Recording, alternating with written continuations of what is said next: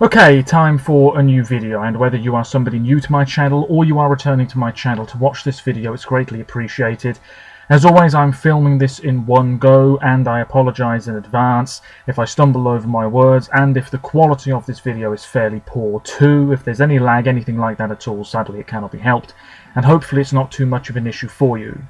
This is a bit of a different video here on my channel. A few videos ago I asked people to leave questions for me on my videos, and indeed on other social media pages of mine if they so wished, and I now feel that I have a good batch of questions to get through, so I'm going to answer them.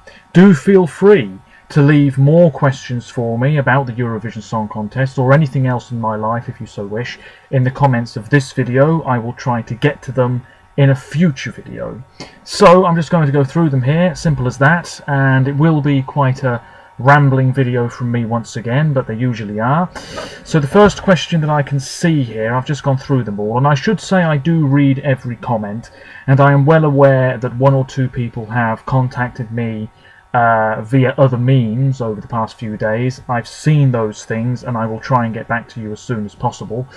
But the first question here is, why do you like Eurovision? That's a very broad question to get things going, I guess. I suppose I like the competition aspect of it. I like the idea of countries coming together through the medium of song, and it's the same with a lot of other events where countries come together.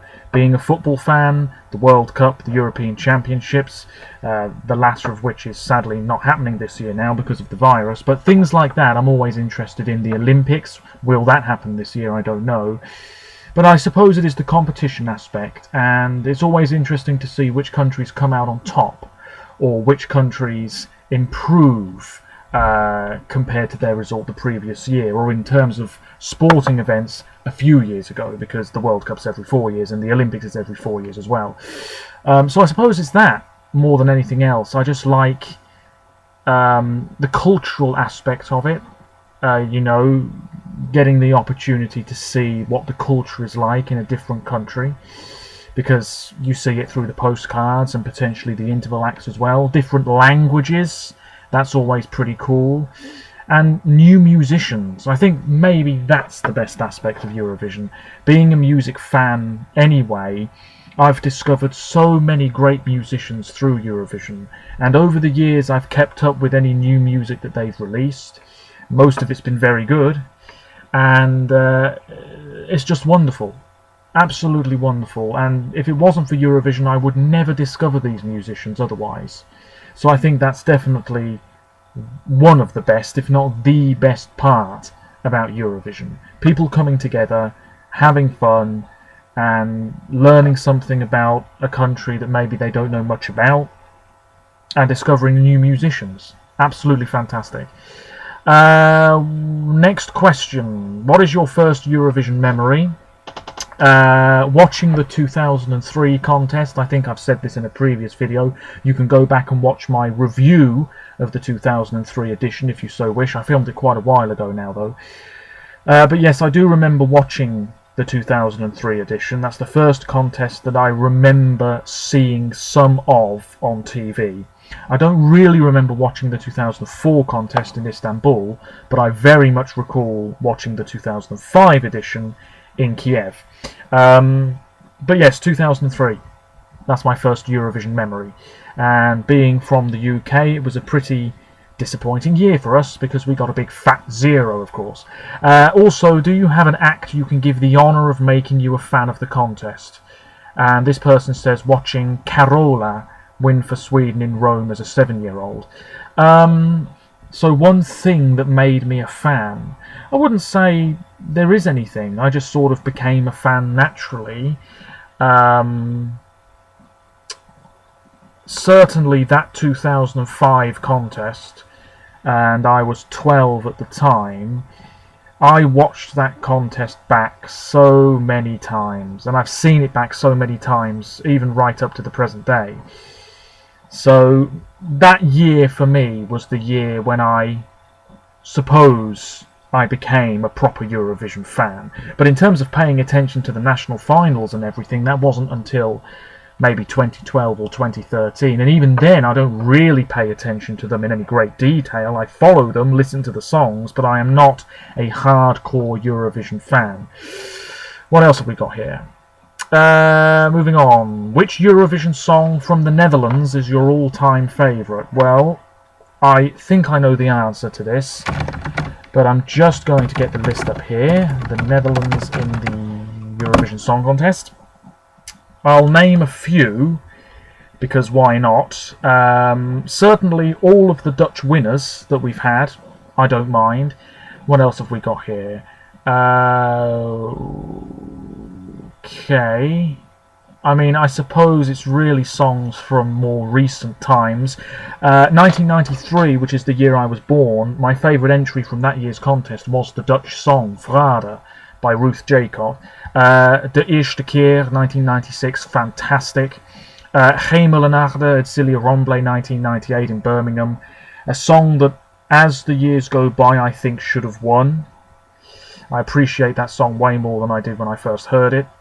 One More Night, 2003, Without You, 2004, and pretty much every song since 2013. It's not often that I dislike a Dutch entry, but my favourite Dutch entry, to answer your question, is Calm After the Storm, the Common Linnets 2014. I thought it was such a magnificent performance in Copenhagen, the way the camera panned around Ilse and Waylon, the black and white colour scheme, the hat that Waylon was wearing, everything was just really great. One of the best Eurovision performances I've seen on TV, because I've never attended a Eurovision live, sadly, but just an absolutely tremendous performance, and if it wasn't for Conchita, that song would have won, and won comfortably. Next question. What do you think is the best national selection method? When I saw this question, I really had to think about it, and I'm not sure I've got an answer for you. It's not really a national final, but Sanremo in Italy I think is very high quality every year. So well done, very formal, and quite small. It's in a really little theatre, but it's so good, the quality of the music. A few years ago I would have said Eesti Laul for Estonia, but I think that's declined in quality over the years. Melfest is usually pretty good. There's a reason why so many people are interested in it. Melodi Grand Prix from Norway, I thought this year's batch of songs was pretty decent. Songverkeppnin in Iceland, again, maybe declining in quality ever so slightly, although this year's crop wasn't too shabby. Yeah, I think those are the ones that stand out the most to me. I can't think of any more. No. Sometimes Dansk Melodi Grand Prix is pretty good.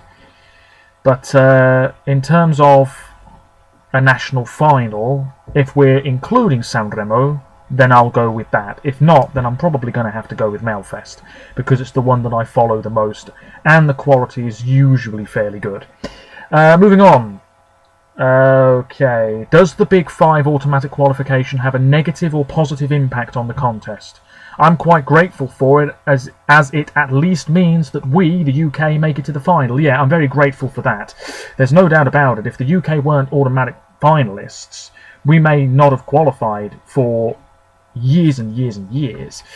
I think it's a shame in many ways, because I feel as though every country ought to be on a level playing field, which would mean having the automatic finalists as they currently are going through the semi-finals.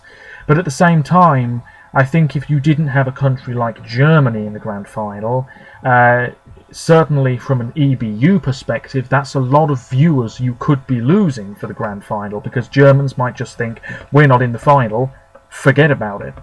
So, yeah, I mean, there are pros and cons. It doesn't really bother me, but it certainly would be very interesting if the automatic qualifiers did have to go through the semi-finals all of a sudden.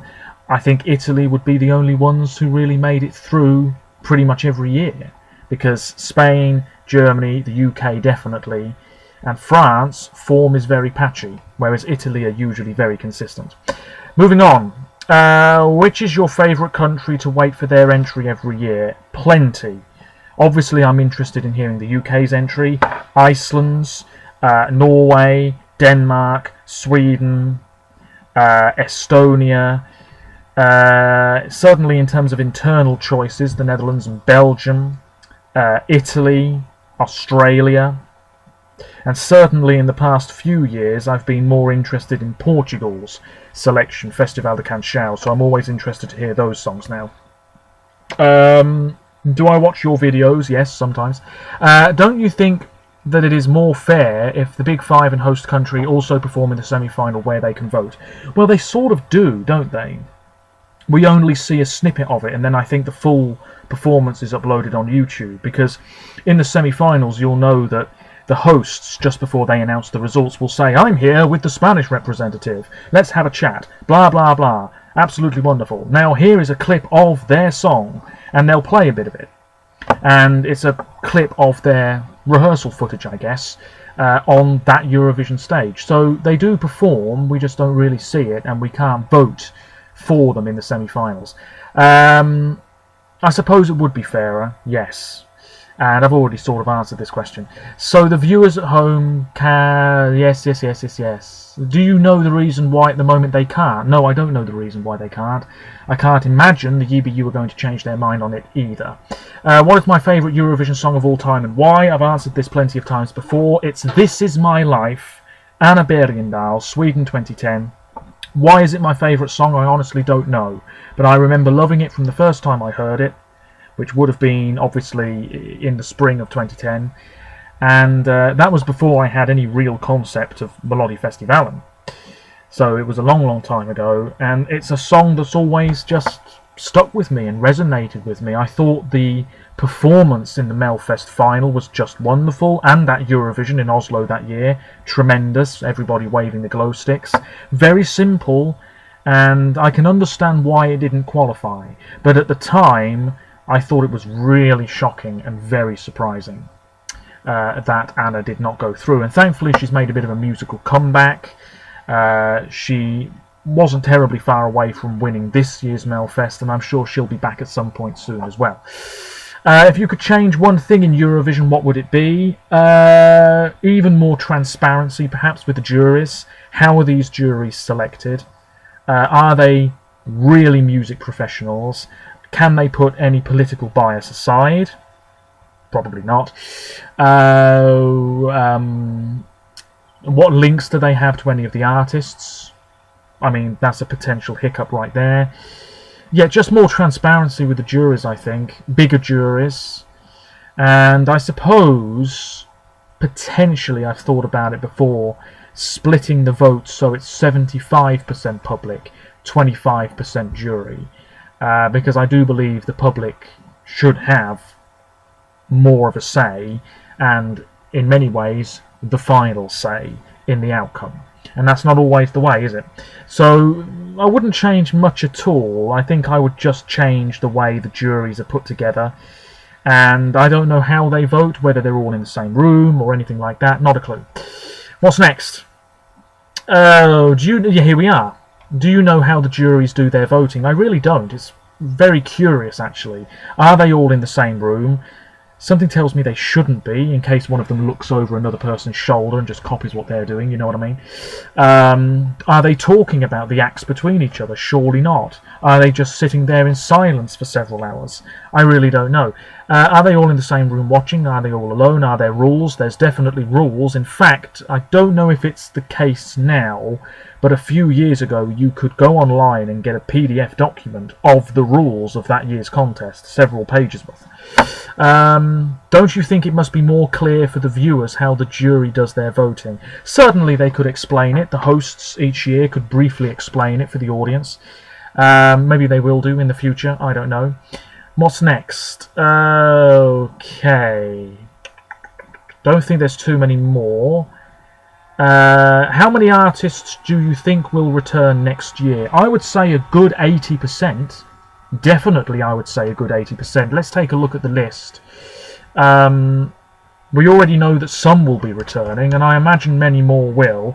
I don't think Montaigne will for Australia, because Dami Een is supposedly coming back next year for the Australian selection process, so I don't know.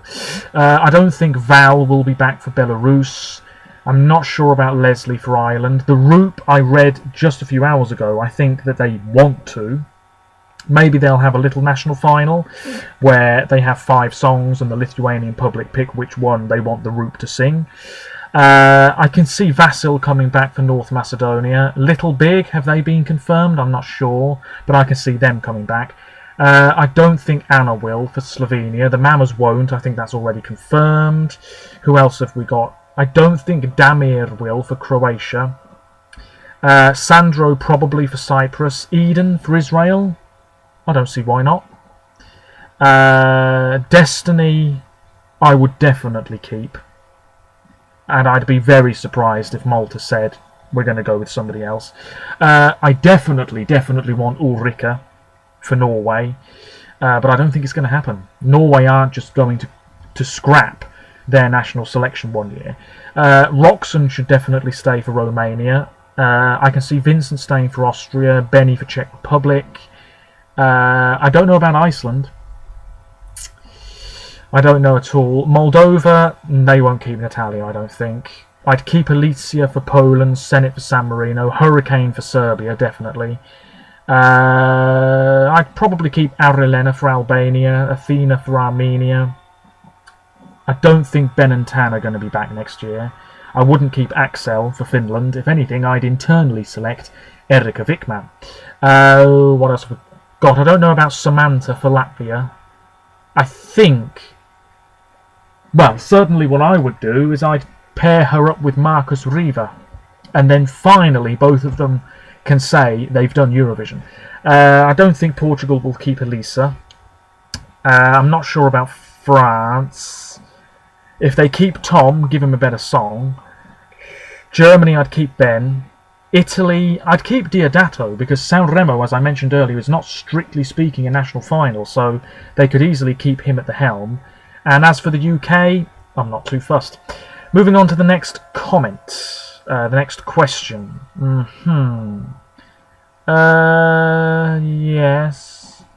Yes, I'm just going through these here. Do you think that the EBU employees getting sick with the virus influenced the decision to cancel? Potentially, but I also think they saw the situation that was happening across Europe and it made sense to them to say, not this year. Something must have happened that sped things up. Yes, more people got infected. Do you think that the unwillingness of some governments to do something about the virus influenced the decision to cancel? Maybe. I really don't know.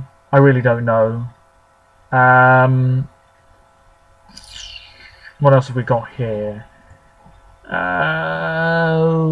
When was the first time you became a fan of Eurovision? Already answered that. It was 2003, but I suppose a proper fan several years later. What type of non-Eurovision videos would I like to make? Well, it depends if people want to see them.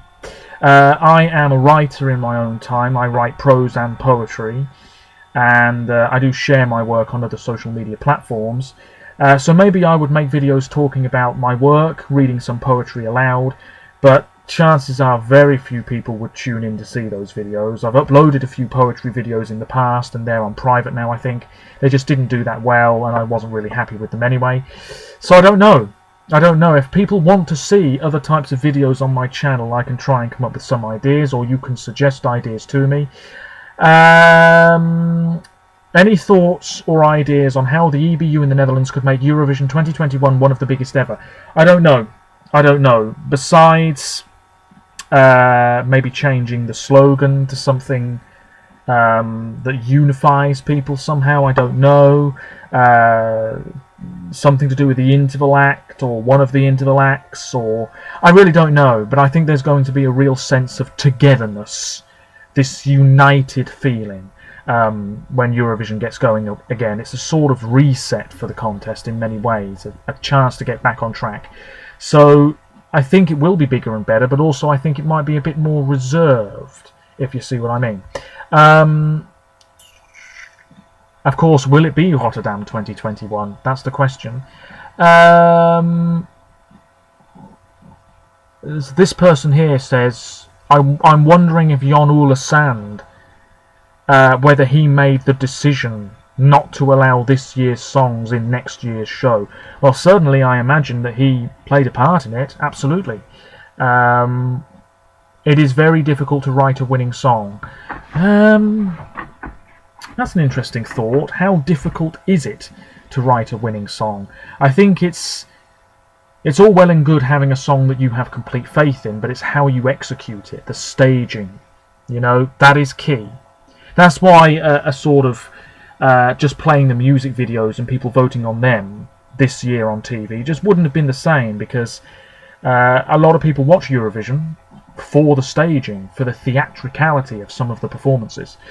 But if they had decided, we're just going to play the music videos one after each other and then you can vote on them, it truly would have been a song contest in many ways. You wouldn't have been voting on the live vocals or any sort of staging or props or anything like that. What else have we got here? What do you do in my daily life? Well, considering current affairs, very little. But I am a volunteer, actually, at 2 different places, a school and my local library. But those 2 roles that I do have come to an end for the time being because of the virus. Besides that, I do a few other bits and pieces, but mainly I write, as I mentioned before, and make videos. Imagine if the EBU invite Kosovo. That's not going to happen. That's just not going to happen. I think something the EBU could do more of is support certain nations. So Andorra might return. This is one of the benefits, I suppose, of next year Eurovision coming back, is that we have a chance for Andorra to return, Montenegro to return, Hungary to return. Will they want to return? We don't know, blah, blah, blah. But the EBU could definitely support the smaller nations, like San Marino, for example, so that they are guaranteed to compete every year with something that's quite credible. You definitely see it in terms of the quality of the national finals and the production values. I don't know really what I'm trying to say here, but definitely I think more money could be given to some countries to help them through the Eurovision season, because participating in Eurovision isn't exactly cheap. So yeah, that's about it. I think that's all the questions. If I've missed any, I do apologise. Feel free to leave more. I might film another video like this very soon. Apologies if the quality of this video wasn't that great either. Yeah, nice batch of questions, and hopefully I've answered them well enough for you. Feel free to take a look at my other social media pages and leave comments about anything to do with this year's Eurovision, which of course is now not happening, and next year's contest. Do you think it will be Rotterdam 2021, or will it be somewhere else in the Netherlands? Will Amsterdam suddenly say that they want to do it, or will it be somewhere else in Europe? Who knows? What would be very interesting, ladies and gentlemen, and I have thought about this a bit, can you imagine if this time next year Eurovision is definitely going ahead and the virus has sort of disappeared a little bit, if this year's favourites suddenly have the weakest songs next year? So for example, Lithuania not being considered a favourite at all this time next year, Iceland no chance, Bulgaria no chance, and the countries who were heading into this year's contest who were not favoured by anybody, so I suppose Estonia, Moldova a bit, Slovenia, what if this time next year we're saying that they could be potential winners? What a turnaround it would be. Very possible, who knows. One thing's for sure, I did see Hooverphonic, I did see something saying that they might have a bit more of an up-tempo song next year, which I think would be quite welcome. Anyway, that's enough. Anything Eurovision related, let me know, and until next time, thank you very much for watching, and bye for now.